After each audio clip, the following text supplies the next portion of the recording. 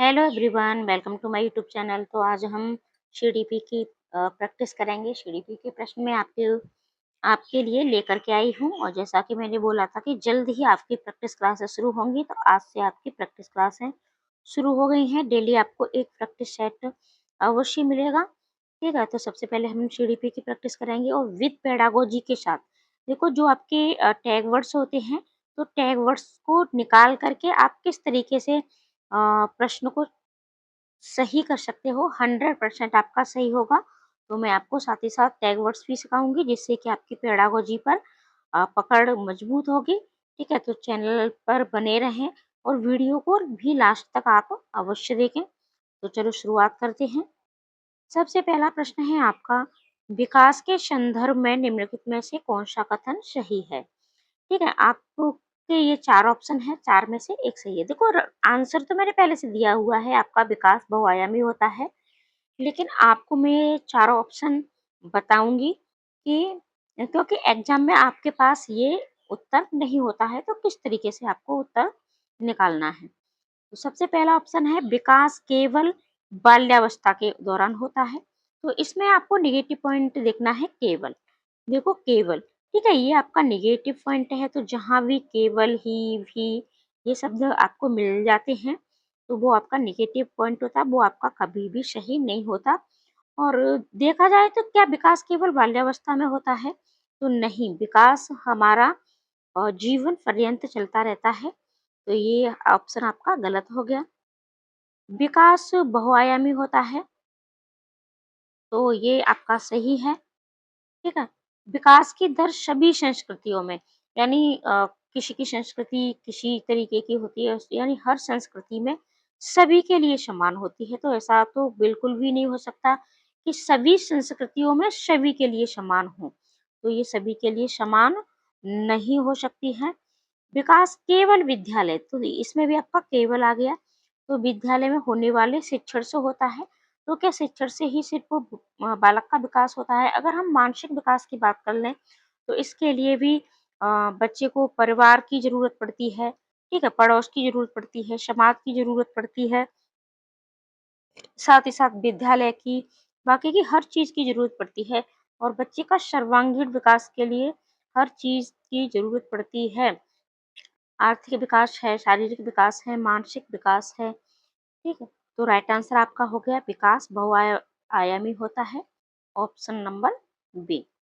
अगला प्रश्न है, जीन पियाजे के अनुसार बच्चा किस चरण में अमूर्त चिंतन और तार्किक तर्क विकसित करता है। तो सबसे पहली है आपकी संवेदीगामक अवस्था, यानी संवेदनशील। कभी कभी आपसे उम्र भी ये पूछ लेता है। तो संवेदी, तो बच्चा किस उम्र में सबसे ज्यादा संवेदनशील होता है? तो 0 से 2 वर्ष तक। ठीक है, 0 से 2 वर्ष। तो यहाँ क्या बच्चा अमूर्त चिंतन शुरू कर देगा? नहीं करेगा। अमूर्त यानी बच्चा जो चीजें उसको दिखाई नहीं दे रही है, फिर भी उनके बारे में सोचना शुरू करता है, और जो वस्तुएं उसे दिख रही हैं उनके बारे में तर्क शुरू कर देता है। तो यहाँ नहीं होगा। पूर्व संक्रियात्मक, तो ये आपकी 2 से 6 वर्ष तक होती है। ठीक है, यहाँ से ऊपर होती है आपकी। और मूर्त संक्रियात्मक अवस्था, ये 6 से 12 की होती है। और अमूर्त या औपचारिक संक्रियात्मक अवस्था, ये आपकी 12 से ऊपर, ठीक है, या फिर 12 से 15, इस तरीके से आपको मिलती है। तो राइट आंसर आपका होगा ऑप्शन नंबर डी, अमूर्त और औपचारिक संक्रियात्मक अवस्था। यानी बच्चा यहाँ अमूर्त चिंतन शुरू करता है, तर्क करना शुरू कर देता है, क्योंकि बच्चा यहाँ आपका थोड़ा सा बड़ा हो जाता है।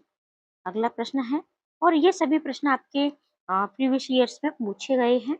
लेवाइगोस्की के सिद्धांत, यानी फाड़, या जिसको ढांचा भी बोला जाता है। ठीक है, ये आपको ढांचा के नाम से भी मिल जाता है, फाड़ या ढांचा। लेकिन आपको इंग्लिश में याद रखना है स्कैफोल्डिंग। ठीक है, स्कैफोल्डिंग। और अगर आपको हिंदी वाले ऑप्शन में स्कैफोल्डिंग नहीं मिलेगा, ठीक है, तो आप इंग्लिश वाला देख सकते हो, तो स्कैफोल्डिंग।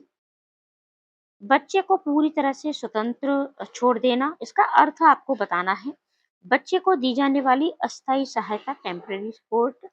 बच्चे को पुनर्बलन देना, केवल मौखिक निर्देशन देना। तो देखो, ये जो स्कैफोल्डिंग होती है, और इसी को जीन पैजे ने क्या कहा है, स्कीमा कहा है। ठीक है, स्कैफोल्डिंग। तो स्कैफोल्डिंग यानी जैसे कि बच्चा यहाँ से और यहाँ तक उसको जाना है, ठीक है? तो ये जो बीच का जो गैप है, यहाँ जब बच्चा रुकता है, ठीक है? तो उसके बीच में जो उसको जो सहायता दी जाती है, ठीक है? बड़ों के द्वारा जो सहायता दी जाती है, उसी को स्कैफोल्डिंग कहते हैं। अगला प्रश्न है आपका, कोहल वर्ग के नैतिक विकास के सिद्धांत के अनुसार अच्छा लड़की, ठीक है? अच्छा लड़का, अच्छी लड़की अभिविन्यास किस स्तर पर आता है? पूर्व पारंपरिक स्तर, पारंपरिक स्तर, उत्तर पारंपरिक स्तर, अमूर्त स्तर। यानी हम बच्चे से कब ये कहना शुरू कर देते हैं कि तुम तो बहुत अच्छे बच्चे हो, बहुत अच्छे लड़के हो, ठीक है?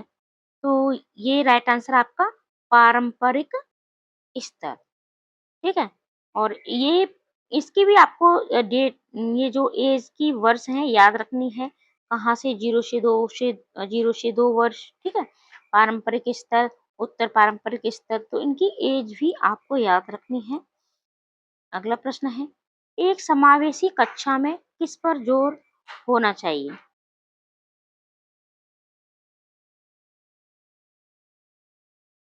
प्रदर्शन संबंधी लक्ष्यों पर, अभिभेदी समरूप निर्देशों पर, हर बच्चे की क्षमता को अधिकतम करने के लिए अवसर प्रदान करने पर, बच्चों के अलगाव पर।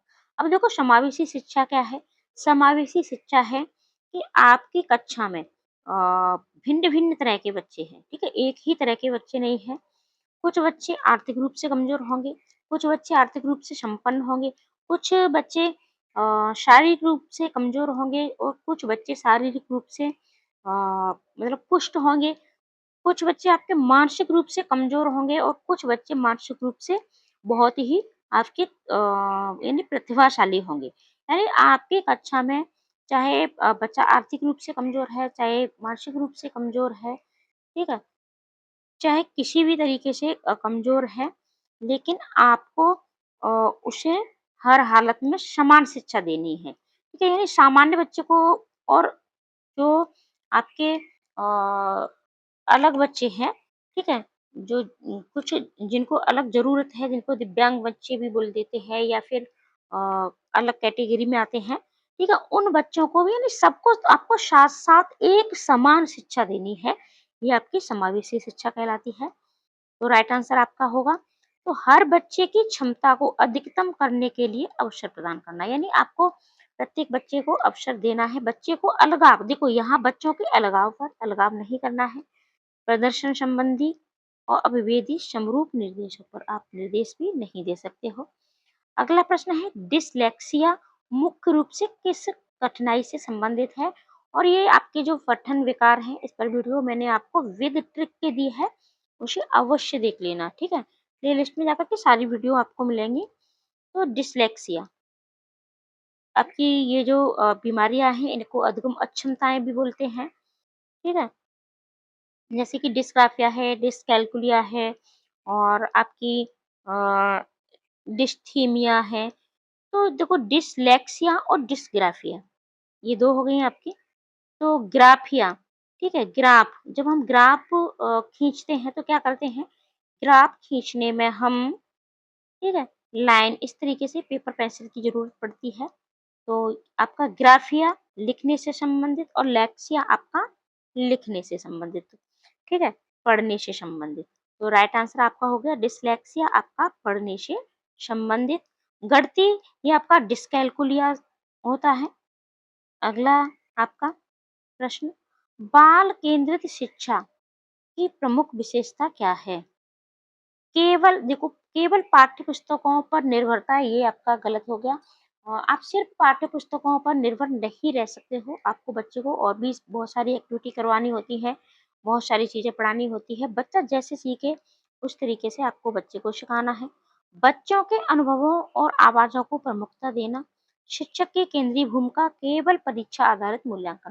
देखो बाल केंद्रित शिक्षा में आपके शिक्षक की भूमिका नहीं होनी चाहिए, ठीक है? और केवल परीक्षाओं पर आधारित मूल्यांकन आपको नहीं करना है, आपका बच्चे को सारी चीज़ों का मूल्यांकन करना है, बच्चे की अटेंडेंस, बच्चे की हर चीज़ में सहभागिता खेल-कूद में कितनी है, ठीक है? बाकी के कार्यों में कितनी है, तो राइट आंसर आपका हो गया ऑप्शन नंबर बी, बच्चों के अनुभवों और आवाज़ों को प्रमुखता देना। अगला प्रश्न है आपका, हार्वर्ड गार्डनर के बहुविध सिद्धांत के अनुसार दूसरों की मनोदशा, स्वभाव और प्रेरणाओं को समझने की क्षमता को क्या कहा जाता है? अंतर्व्यक्तिगत बुद्धि, अंतर्व्यक्तिगत बुद्धि, भाषाई बुद्धि, स्थानिक बुद्धि। तो अब ये आपसे क्या कह रहा है? दूसरों की मनोदशा, स्वभाव और प्रेरणाओं को समझने को क्या कहा जाता है? तो राइट आंसर आपका हो जाएगा अंतर्व्यक्तिगत बुद्धि। भाषाई बुद्धि में आपके कौन-कौन आते हैं? स्थानिक बुद्धि में कौन-कौन आते हैं? आप कमेंट करके हमें अवश्य बताएँ। आपको भी पता चलेगा कि आपने कितना पढ़ा है। ठीक है? अगला प्रश्न है, राष्ट्रीय शिक्षा नीति 2020 एनईपी 2020 में शैक्षिक संरचना का क्या स्वरूप प्रस्तावित किया गया है? तो 10 plus 2 plus 3, 5 plus 3 plus 3 plus 4, 5 plus 3 plus 2 plus 2, 10 plus 2। तो एनईपी 2020 को अच्छे से पढ़ लीजिएगा। ठीक है? तो इसका राइट आंसर है आपका 5 प्लस 3 प्लस 3 प्लस 4। एनईपी 2020 पर जल्दी ही आपको वीडियो भी दी जाएगी। अगला प्रश्न है, सतत एवं व्यापक मूल्यांकन शेषी का क्या उद्देश्य है? ठीक है, देखो सतत मूल्यांकन क्या होता है? सतत मूल्यांकन यानी बच्चे का आपको डेली मूल्यांकन करना है, हर चीज का मूल्यांकन करना है। उसका बच्चा बोलने में कैसा है, अटेंडेंस कैसी है, स्कूल आने में कैसा है, ठीक है, खेलों में कितनी सहभागिता है, और भी बाकी कार्यों में कितनी सहभागिता, रचनात्मकता में कितनी सहभागिता है, अपनी सहपाठियों से किस तरीके का व्यवहार करता है। ठीक है, ये सभी मूल्यांकन आपको करना है। बच्चे की तुलना करना, आप 2 बच्चों की तुलना नहीं कर सकते हो, किसी भी बच्चे की दूसरे बच्चे से तुलना आपको कभी भी नहीं करनी है। केवल वर्ष के अंत में परीक्षा लेना, तो ये भी आपका गलत हो गया। और बच्चे की सीखने की प्रक्रिया का निरंतर आकलन और सुधार करना, बच्चे को पास या फेल में वर्गीकरण करना, ये भी आपका गलत है। तो राइट आंसर आपका ऑप्शन नंबर सी, यानी बच्चे ने क्या सीखा, उसकी सीखने की प्रक्रिया क्या है, उसका निरंतर आकलन करना है और उसमें सुधार भी आपको करना है। अगला प्रश्न है, निम्नलिखित में से कौन सा प्राथमिक समाजीकरण का कारक है? ठीक है, समाजीकरण यानी बच्चे का समाजीकरण की पहली संस्था कौन सी है?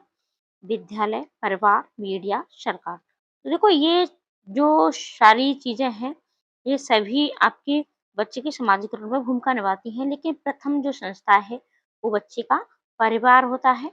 तो राइट आंसर आपका ऑप्शन नंबर बी होगा। ठीक है, अगला प्रश्न है, समीपस्थ विकास का क्षेत्र जोन ऑफ प्रॉक्सिमल डेवलपमेंट यानी जिसको जेएडपीडी की अवधारणा किसने दी है? जीन पियाजे, बीएफ स्किनर, लेव वाइगोस्की, जेरोम ब्रूनर। तो राइट आंसर है आपका लेव वाइगोस्की। ठीक है, ये आपको याद रखनी है, जेडपीडी, लेव वाइगोस्की। ठीक है, और आपके स्कीमा, जीन पियाजे, इस तरीके से। गणितीय विकृति या गणित सीखने में असमर्थता को किस नाम से जाना जाता है? अभी हमने ऊपर ही आपको बताया था। और ये जो आपकी ये अधगम अक्षमताएं हैं, ठीक है, या अधगम निर्योग्यताएं भी जिन्हें कहते हैं, ये आपकी डिस्ग्राफिया, डिस्कैल्कुलिया, डिस्लेक्सिया, डिसेफिया। ठीक है, तो इनको आपको इंग्लिश में अवश्य लिख लेना है पेपर टाइम में, क्योंकि हिंदी में इसी तरीके से आपसे पूछ लिया जाता है, जैसे कि यहाँ पूछ लिया जा रहा है आपसे गणितीय विकृति, यह गणित सीखने में असमर्थता, लेकिन इंग्लिश में आपसे यहाँ डिस्कैल्कुलिया ही पूछा जाएगा। तो राइट आंसर आपका हो जाएगा डिस्कैल्कुलिया। देखो ये गणित विकृति, और गणित के लिए हम क्या करते हैं, कैलकुलेशन करते हैं। ठीक है, कैलकुलेशन, और कैलकुलेशन के लिए कैलकुलेटर की जरूरत पड़ती है। तो डिस्कैल्कुलिया यानी गणित का। ठीक है, और डिस्ग्राफिया, पेपर पेंसिल की जरूरत पड़ती है, ग्राफ तो लिखने से होगा डिस्कैल्कुलिया। ठीक है, यही होगा। अब डिस्प्रैक्सिया, प्रैक्सिया जब हम ज्यादा कुछ चीज की प्रैक्टिस कर लेते हैं, थकान हो जाती है, तो ये थकान से संबंधित होती है, प्रैक्टिस से संबंधित होती है। डिस्फेजिया, इसको बोलने में डिस्फेजिया। ठीक है, तो ये बोलने से संबंधित होती है। अगला प्रश्न है, सृजनात्मकता की पहचान का प्रमुख लक्षण क्या है? सृजनात्मकता यानी क्रिएटिविटी, रचनात्मकता। कम समझ, अबोध्यता, अपसारी चिंतन, अतिशक्तिता, अविचारी चिंतन। तो राइट आंसर आपका ऑप्शन नंबर बी, अपसारी चिंतन। देखो, कम समझ और अबोध्यता आपका नहीं होगा, अतिशक्रियता। जब बच्चे अतिशक्रिय हो जाते हैं तब भी कोई भी कार्य नहीं कर पाते हैं। अभिसारी चिंतन, तो यानी अभिसारी चिंतन भी नहीं होगा। अपसारी चिंतन यानी बच्चे जब बहुत सारी चीजों, एक ही चीज को कहीं रूपों से देखते हैं, ठीक है, कहीं रूपों से देखते हैं, वो आपका अपसारी चिंतन होता है। अगला प्रश्न है, विकास की दिशा मस्तिष्काधोमुखी नियम के अनुसार कैसी होती है?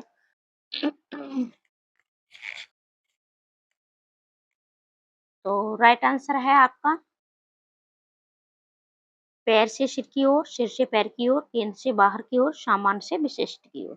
देखो, मस्तिष्काधोमुखी का अर्थ होता है यानी सबसे पहले केंद्र का विकास होता है, ठीक है, फिर उसके पास की चीजों का होता है, यानी सबसे पहले बच्चे का मस्तक बनता है, ठीक है, फिर उसके बाद उसके जो पास की निकट की चीजें बनती हैं, जैसे कि उसका धड़ बनता है, ठीक है, फिर यहाँ से ये बाजू बनती है, फिर ये हथेली बनती है, फिर उंगलियां बनती हैं, इस तरीके से। तो राइट आंसर है सिर से पैर की ओर। यानी बच्चे जो शरीर में गर्भावस्था में जब होता है, ठीक है, तो बच्चे का विकास कैसे होता है? सिर से पैर की ओर। तो ये आज हमने 15 प्रश्नों की प्रैक्टिस की है। आगे के प्रश्न, अभी बहुत से प्रश्न हैं आपके लिए, तो चैनल पर बने रहें, चैनल को सब्सक्राइब भी कर लें और वीडियो को ज़्यादा से ज़्यादा शेयर भी कर दें। मिलते हैं ऐसी ही अगली वीडियो में। आज के लिए इतना ही।